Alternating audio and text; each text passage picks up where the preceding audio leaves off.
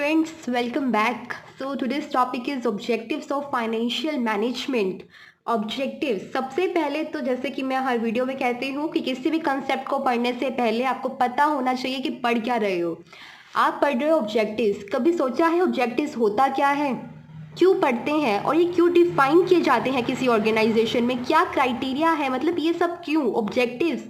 हर एक ऑर्गेनाइजेशन कहती है कि मेरे जो गोल्स हैं, मेरे जो ऑब्जेक्टिव्स हैं वो ये हैं। क्यों ज़रूरी है इन ऑब्जेक्टिव्स को हमें डिसाइड करना, ये काम किसका होता है, ये सब चलो पढ़ लेते हैं, उसके बाद ही हम ऑब्जेक्टिव्स ऑफ फाइनेंशियल मैनेजमेंट की तरफ जाएंगे। सो सी हमारे पास होता क्या है कि ये तो हम सबको ही पता है कि ऑब्जेक्टिव्स हमारी जो टॉप मैनेजमेंट होती है वो डिसाइड करते हैं कि हमारी ऑर्गेनाइजेशन के मेन गोल्स क्या हैं, जिसको अचीव करने के लिए पूरी की पूरी ऑर्गेनाइजेशन वर्क करेगी। बट ऑब्जेक्टिव्स जो मेन पर्पस होता है उनको डिफाइन करने का, वो क्या होता है कि एक क्राइटेरिया हमें मिल जाए जो हमें हेल्प करे हमारे डिसीजंस की इफेक्टिवनेस को इवेल्युएट करने में। आई hope so you have understand this thing.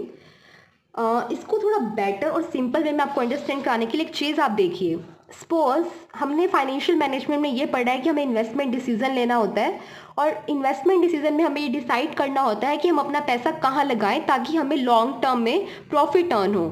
तो जब एक ऑर्गेनाइजेशन को ये डिसाइड करना है कि एक प्रोजेक्ट 1 में पैसा एलोकेट करूँ या प्रोजेक्ट 2 में पैसा एलोकेट करूँ, उसे ये डिसाइड करना है। तो ऑर्गेनाइजेशन किस बेस पर ये डिसाइड करेगी कि मुझे इस पर करना है अपना पैसा एलोकेट या यहाँ पर अपना पैसा एलोकेट करना है। तो जो दिमाग में ऑर्गेनाइजेशन के होगा ये डिसीजन लेते वक्त, वो क्या होगा, goals means the objectives of the organisation. की गोल्स क्या हैं, कि किस लिए आप पैसा एलोकेट कर तो रहे हो, बट आपका ओवरऑल गोल क्या है ऑर्गेनाइजेशन का।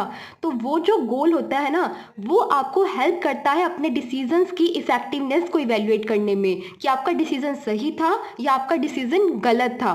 अगर आपको ये पता चल जाए, जैसे मानो आपने सोचा कि मैं चलो प्रोजेक्ट 1 में करता हूँ अपना क्या कहते हैं पैसा जो है एलोकेट मैं प्रोजेक्ट 1 में करता हूँ। अब आपने इसमें एलोकेट कर दिया पैसा, अब आपके पास रिजल्ट्स आए जब ये प्रोजेक्ट हुआ और आपको पता चला मुझे इसमें से इतना जो है प्रॉफिट अर्न हुआ है और इस तरह से मेरी ये कॉस्ट आई है और ये सब कुछ हुआ है, आपको ये सब पता चल गया। तो अब आप कैसे डिसाइड करोगे कि आपका ये जो डिसीज़न था ये सक्सेसफुल था या नहीं था, ये राइट डिसीज़न था या नहीं था। ऑब्वियसली उस ऑब्जेक्टिव की हेल्प से जो आपने स्टार्टिंग में डिफाइन किया था। अगर आपका जो ये लास्ट में रिजल्ट आया वो आपके जो ऑब्जेक्टिव्स हैं उनको फुलफिल किया, तो दैट मीन्स आपका डिसीज़न सही था। आपके अगर ऑब्जेक्टिव्स अचीव हुए तो डिसीज़न सही था, और अगर ऑब्जेक्टिव्स अचीव नहीं हुए तो डिसीज़न आपका गलत था। तो this is the importance of objectives in any organisation, कि हमें हमारे डिसीजंस को इवेल्युएट करने में ये हेल्प करते हैं। हम मूव करते हैं ऑब्जेक्टिव्स ऑफ फाइनेंशियल मैनेजमेंट, जो हमारा आज का टॉपिक था। Actually objectives of financial management में 2 अप्रोचेज आती हैं। आज हम डिस्कस करेंगे फर्स्ट अप्रोच को, जो कि है प्रॉफिट मैक्सिमाइजेशन अप्रोच। ठीक है, सो प्रॉफिट मैक्सिमाइजेशन अप्रोच क्या कहती है। As per this approach what you have to do, you have to undertake all those activities and all those decisions which increase the profit, and you have to avoid all those activities which decrease the profits. I hope so इसको कुछ समझाने का ज़रूरी है। सो मैं आपको बताती हूँ मैं क्या कहना चाह रही हूँ। देखो कि प्रॉफिट मैक्सिमाइजेशन अप्रोच क्या है, कि प्रॉफिट मैक्सिमाइजेशन अप्रोच कहती है कि आपको जो है क्या ऑब्जेक्टिव लेकर चलना चाहिए, कि मुझे उन सारी एक्टिविटीज़ को परफॉर्म करना है जो मेरे प्रॉफिट को इंक्रीज़ करती हैं, और उन सारी एक्टिविटीज़ को परफॉर्म नहीं करना है जो मेरे प्रॉफिट को डिक्रीज़ करती हैं। उन्होंने कहा कि हमारी ऑर्गेनाइजेशन का ऑब्जेक्टिव सिर्फ और सिर्फ एक होना चाहिए, और वो क्या होना चाहिए, प्रॉफिट को मैक्सिमाइज़ करना। ये कहना किसका है, प्रॉफिट मैक्सिमाइजेशन अप्रोच का। इसका मतलब क्या हुआ कि as per this approach all the decisions should be guided by 1 criteria. सिर्फ और सिर्फ एक क्राइटेरिया से सारे डिसीजंस जो हैं गाइडेड हों, और वो जो हमारा क्राइटेरिया है वो क्या होना चाहिए, प्रॉफिट्स। तो ये कहती है हमारी प्रॉफिट मैक्सिमाइजेशन अप्रोच। बट क्या ये अप्रोच सही है या नहीं सही है, तो इसके लिए जो है हमारे पास आर्ग्यूमेंट्स हैं। कुछ आर्ग्यूमेंट्स हैं जो इस अप्रोच के फेवर में हैं, और कुछ आर्ग्यूमेंट्स हैं जो इस अप्रोच के अगेंस्ट हैं। सो सबसे पहले हम देखते हैं कि जो आर्ग्यूमेंट्स इस अप्रोच के फेवर में हैं, तो क्या आर्ग्यूमेंट आर्ग्यूमेंट्स हैं जो इस अप्रोच के फेवर में है। पहली आर्ग्यूमेंट है कि it is the measurement of performance, कि जो प्रॉफिट मैक्सिमाइजेशन अप्रोच है वो as a measurement of performance जो है काम करती है। कैसे कि मान लो अगर आपकी किसी भी एक्टिविटी में अगर प्रॉफिट्स अर्न हुए तो मतलब आपकी परफॉर्मेंस अच्छी थी। अगर कोई भी आपने काम किया ऑर्गेनाइजेशन में और इन दी लास्ट आपको प्रॉफिट्स अर्न हुए तो आप कह सकते हो कि परफॉर्मेंस को मेजर कर सकते हो कि हाँ प्रॉफिट्स जो है अर्न हो चुके हैं, दैट मीन्स परफॉर्मेंस बहुत ही ऑसम है। और अगर नहीं हुए हैं अर्न, दैट मीन्स आपकी जो एक्टिविटीज़ हैं वो सही नहीं थी और आपको उन्हें रीडिफाइन करने की ज़रूरत है। तो ये as a measurement of performance हमें हेल्प करता है। ये पहली आर्ग्यूमेंट थी in the favour of this approach. Second argument क्या थी कि it is the source of incentive. Second argument जो कहते हैं वो है कि सोर्स ऑफ इंसेंटिव, प्रॉफिट्स जो हैं वो सोर्स ऑफ इंसेंटिव होता है। सोर्स ऑफ इंसेंटिव का मतलब कि अगर एक ऑर्गेनाइजेशन में प्रॉफिट्स अर्न होंगे तो उससे क्या होगा कि लोग मोटिवेट होंगे और अच्छा काम करने के लिए, और इस तरह से हमारी जो है ऑर्गेनाइजेशन ग्रो करेगी। ये दूसरा आर्ग्यूमेंट था। तीसरा आर्ग्यूमेंट क्या है? Effective allocation of resources. इसका क्या मतलब है?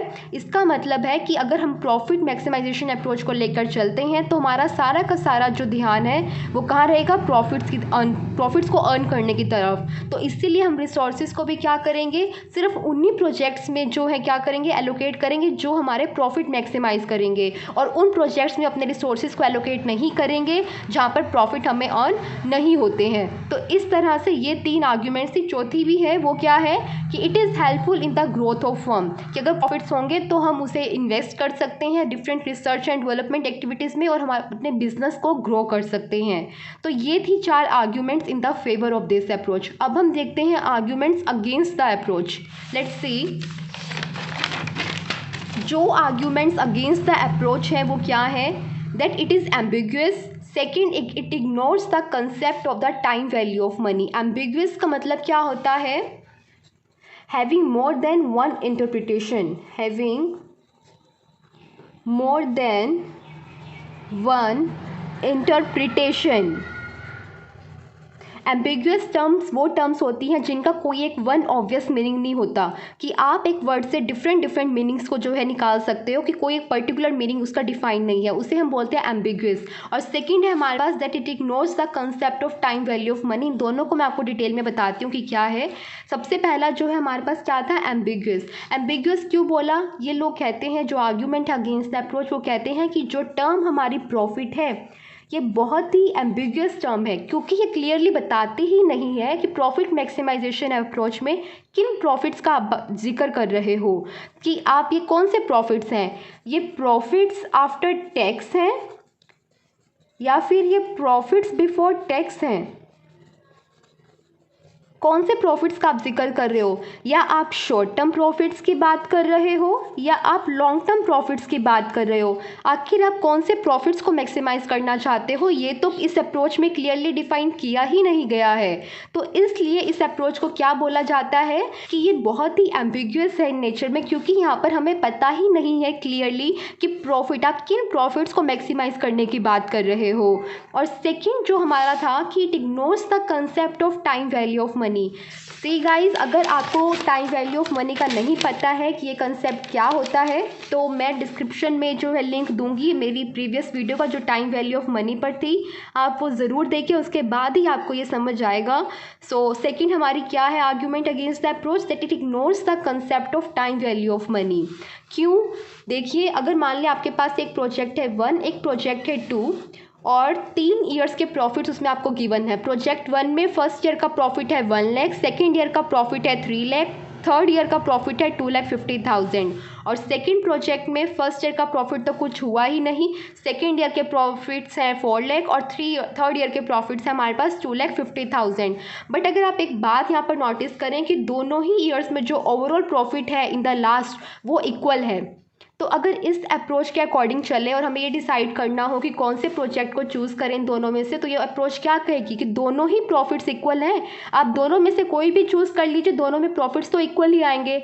बट अगर टाइम वैल्यू ऑफ मनी का जो कंसेप्ट अगर आप उसको कंसिडर करते हो तो उसके अकॉर्डिंग आपको ये अप्रोच जो है बेस्ट रहेगी instead of using this project. क्यों?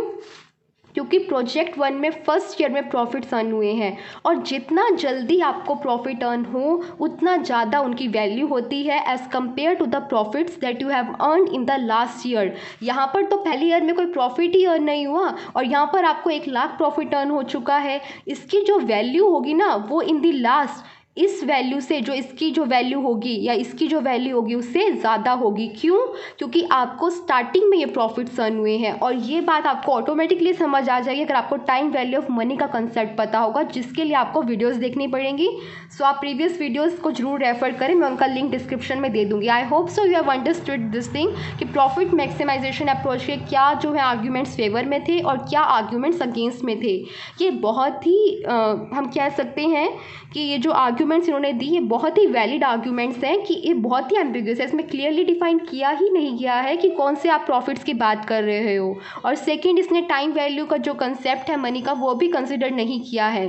सो इसलिए अप्रोच बेटर नहीं है। अब हम सेकंड अप्रोच को भी देखेंगे नेक्स्ट वीडियो में। वो मॉडर्न अप्रोच है हमारी, और वो आज के टाइम पीरियड में वही यूज़ की जा रही है, और उस अप्रोच का नाम है वेल्थ मैक्सिमाइजेशन अप्रोच। हम उसे नेक्स्ट वीडियो में डिस्कस करेंगे। For now it's all. So thank you so much, hope you like it, and please like the video, subscribe the channel. Thank you so much.